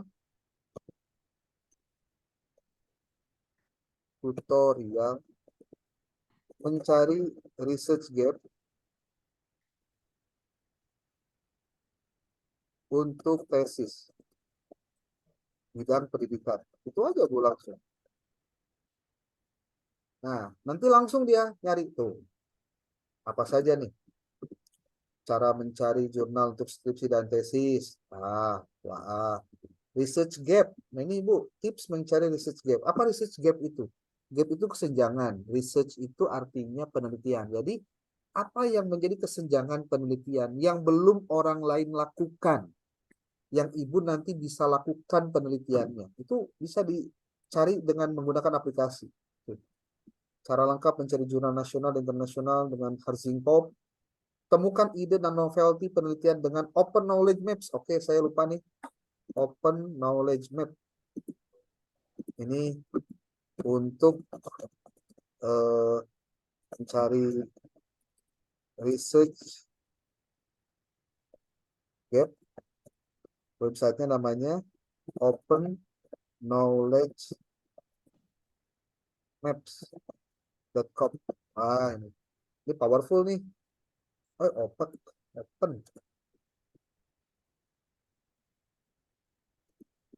Open Knowledge Maps. Kita lihat Bu ya.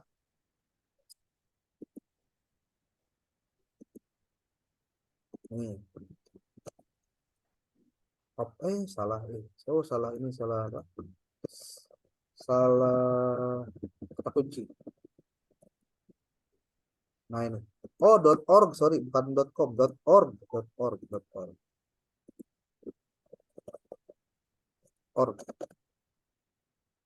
Nih. Anda tinggal tulis saja mau berdasarkan PubMed atau base.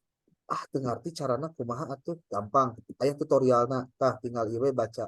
Tuh, temukan ide dan novelty. Naon sih Pak maksudnya ide teh? Ya ide teh tentang apa yang kita akan tulis. Novelty itu apa? Kebaruan dari penelitian. Karena ingat, menulis tesis tidak boleh sama dengan yang sudah dilakukan oleh orang lain. Nih Pak, hanya 8 menit kok, ikutin aja. Nanti pakai connected paper, solusi, ide, dan referensi. Tuh. Ya, Assalamualaikum warahmatullahi wabarakatuh. Kali ini saya ingin sharing kembali kepada Anda semuanya terkait dengan salah satu website yang tentunya memudahkan kita dalam mencari satu ide penelitian, mencari satu variabel penelitian yang tentunya adalah variabel baru, dan mencari satu Oke. Lanjutnya silakan Anda baca dan nonton sendiri. Tadi dia malah nonton YouTube, Mas. Ya. Oke. Oke, Bapak Ibu. Ada punya sedikit ilham setelah saya perlihatkan beberapa aplikasi-aplikasi ini? Ya, tinggal dipraktekkan, Bu. Take action. Beres kegiatan kuliah, coba lakukan ininya apa? Dilatih. Buka laptopnya, sambungkan ke internet. Jadi yang nama di bumi itu kada gaduh wifi, saya nama dah. Saya nanya. Aing mah jadi lebat tuntutan kuliah teh nya beli laptop, nya kudu wifi, nya kudu aplikasi. Emang kita kersaha. Ya. Awas nih, tuntutan-tuntutan ini bukan buat siapa-siapa ya. Lain ayeuna ya kumpulkan laptopna ka dia ke dosen pan teu kitu. Lain eta tujuanana deh eta mah, ya. Anda pokoknya harus bisa ya. Oke. Ada pertanyaan lagi boleh? Ada setengah jam lagi nih. Pokoknya lamun kadang maghrib kurang eureun, Bu, ya. Kecuali lamun maghribna jam 8. Berarti urus jam 8. Oke, ada lagi silakan. Pak Asep bisa dimaklumi ya? Ya. Tadi. Dok, sebetulnya saya ingin pembimbing itu dokter ya untuk bisa membimbing saya, walaupun tadi memang ini adalah kewenangan daripada pihak Civitas untuk menentukan siapa yang menjadi pembimbing nanti. Tapi saya berharap nanti bisa menjadi pembimbing saya. Dan kalau ada waktu di rumah itu biasanya hari apa, jam berapa gitu. Saya ingin sekali-kali toan atau silaturahmi gitu. Boleh. Janjian aja Pak, saya biasanya malam. Untuk semester ini saya hari Rabu, Kamis, Jumat itu saya di Bandung. Ya. Kalau Rabu, Kamis, Jumat saya di Bandung. Hari yang lain di Sukabumi, tapi nanti kita lihat asal janjian aja lah gampang. Ya. Oh iya. Takut mengganggu waktunya soalnya kan gitu, makanya boleh. ingin tahu.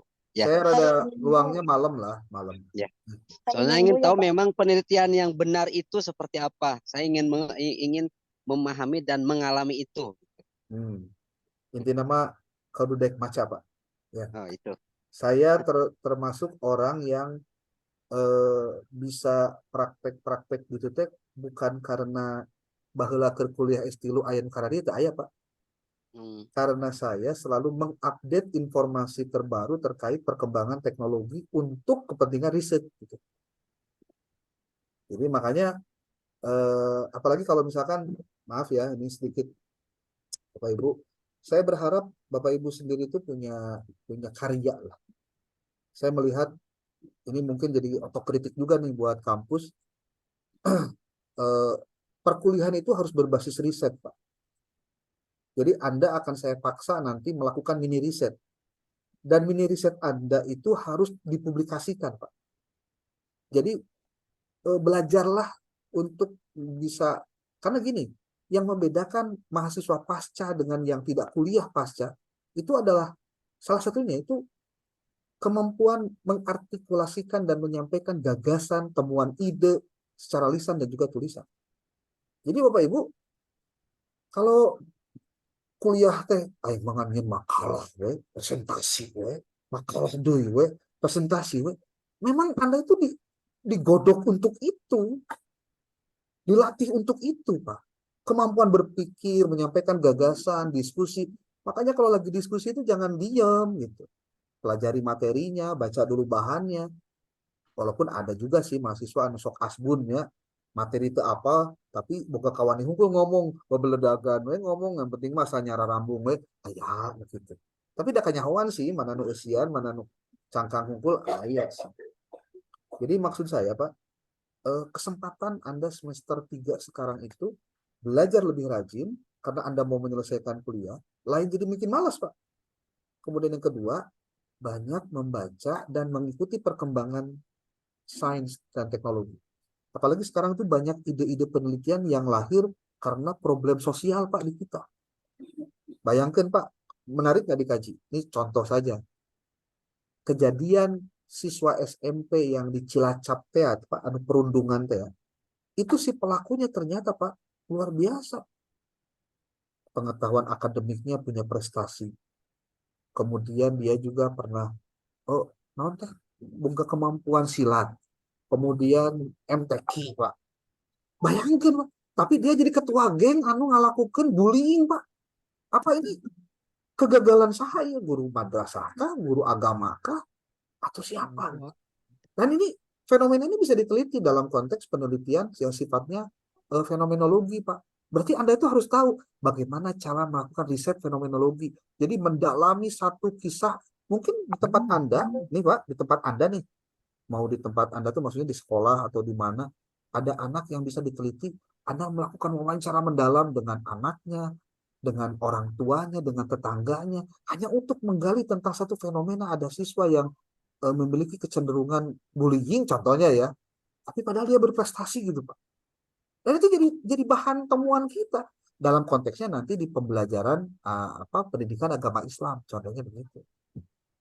Jadi jangan mencari tema yang kira-kira jauh dari Anda. Itu yang pertamanya, Pak. Pak, saya kepala sekolah, kira-kira tema apa yang menarik untuk dikaji? Anda di kepala sekolah masa itu loba masalah kepala sekolah itu sebenarnya apa? Betul tuh. Kalau mau tentang itu atau tentang pembelajaran PAI contohnya.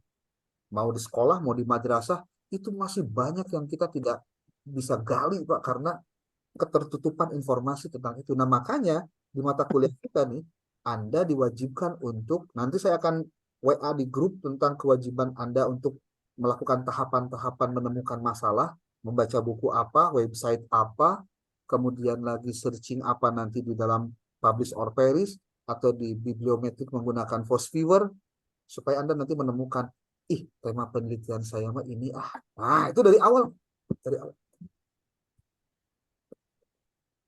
Oke, ini kayaknya jumlahnya makin sedikit ini. Kok baru ada 33 dikurangi ada dari pasca 32 ya? 33. Ini kalau kelas A itu berapa orang? Kita lupa lagi, Bang. 21. Masa 21 yang tidak hadir izin tadi 4. 21 tambah 21 lagi ya kelas B. 19, Pak. 42. Hadir 34, berarti yang tidak 33. 8. Nah, hadirnya 8 ya. Ya. Kita kemana padahal online gitu maksudnya. Kan bisa berarti online mah kumaha gitu. Kecuali lamun di rumah sakit di infus teh tamat tekenging, Pak. Ya, tekenging. Jadi masih kene jag-jag waringkas mah nyamannya we gitu. Makanya Bapak Ibu, saya sih berharap karena kita kuliah online itu seharusnya itu tidak ada yang tidak hadir. Harusnya ya, saya bilang harus. Ini pertemuan awal kita, nanti saya akan kirimkan RPS-nya buat Anda jadikan panduan. Nanti saya juga minta daftar nama kelas A karena saya belum punya. Silakan nanti dikirimkan saja daftar namanya melalui Excel atau ditulis saja di grup, biar nanti saya langsung buatkan kelompok untuk nanti Anda wajib melakukan paparan dan melakukan pengisian. Nanti ada form yang harus diisi terkait dengan rencana penelitian Anda. Oke, Bapak Ibu, ada lagi? Saya, Pak. Pak. Ya. Hal yang paling apa itu Pak dalam suatu penelitian itu adalah proses pembelajaran. Untuk mengetahui seberapa kontribusi atau temuan keaslian temuan dalam suatu penelitian itu biasanya diukur dari mana, Kak? Itu pertanyaan satu, karena biasanya suatu penelitian itu kan tidak jauh-jauh beda dengan penelitian yang sebelumnya. Tuh. Itu saja, Pak. Oke. Menemukan novelty, nah itu bahasanya novelty, Pak. Novelty itu artinya adalah kebaruan dari penelitian. Itu bisa dilihat dari berbagai cara. Bisa dilihat dari metode yang dipakai, bisa dilihat dari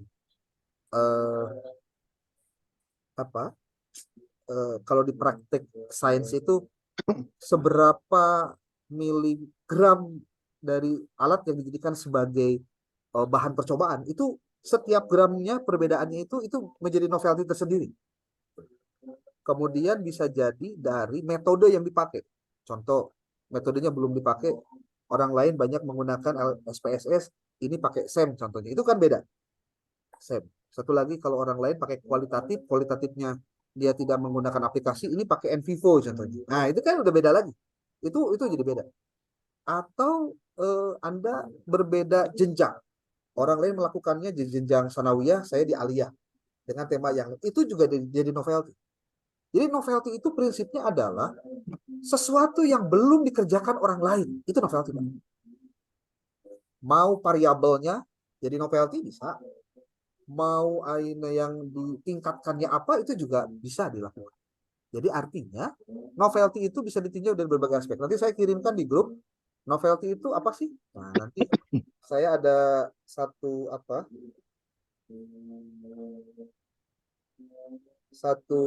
gambar yang saya ambil dari Facebook tentang novelty. Ini menarik nih.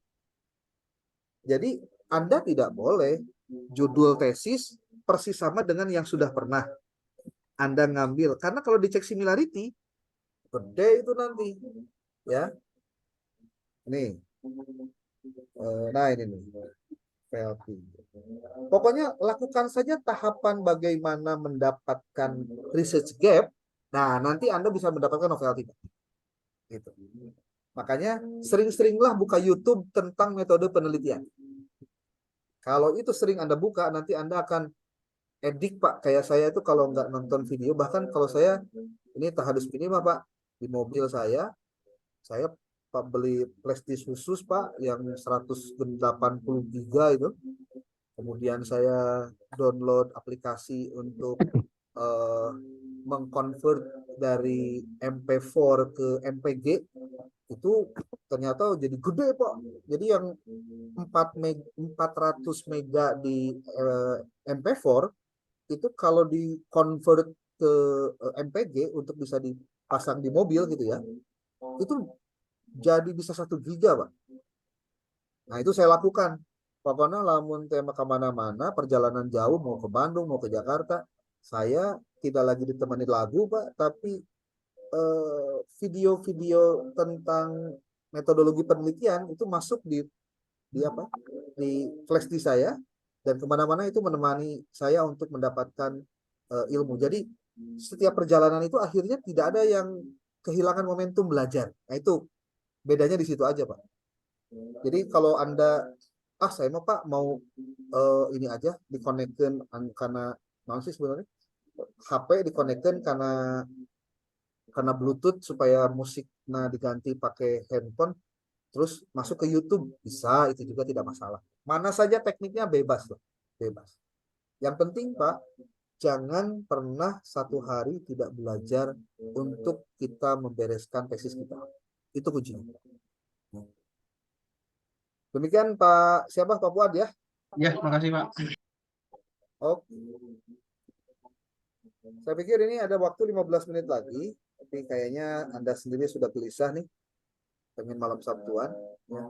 Jadi kelas B yang kudu malam kita tarik, berarti nanti nggak kuliah malam ya. Tolong tahu ke teman-teman yang lain berarti ya. Kelas A, Pak. Kelas B mau jam 4. Kelas A. Sorry. Ya, jadi yang kelas A untuk kali ini aja kayaknya kita bersatu, selebihnya kita misal. Ya. Karena baru pertama dengan Pak dosen ada sesuatu hal yang beda-beda. Kalau memungkinkan sih, ya, dari Zoom meeting mah bisa bareng sebenarnya mah. Ya, pertama ada kelas A jeung kelas B ngahiji, ada kelas B pindah aja kelas A. Pokoknya nanti konfirmasi dulu aja ke saya. Siap, Pak. Hari nyaman nama sih buat saya malam sebenarnya. Kalau sore itu kadang-kadang diburu-buru, Pak, jeung waktunya terbatas gitu ya. Maghrib aja sekarang udah mau adzan tuh. Ya.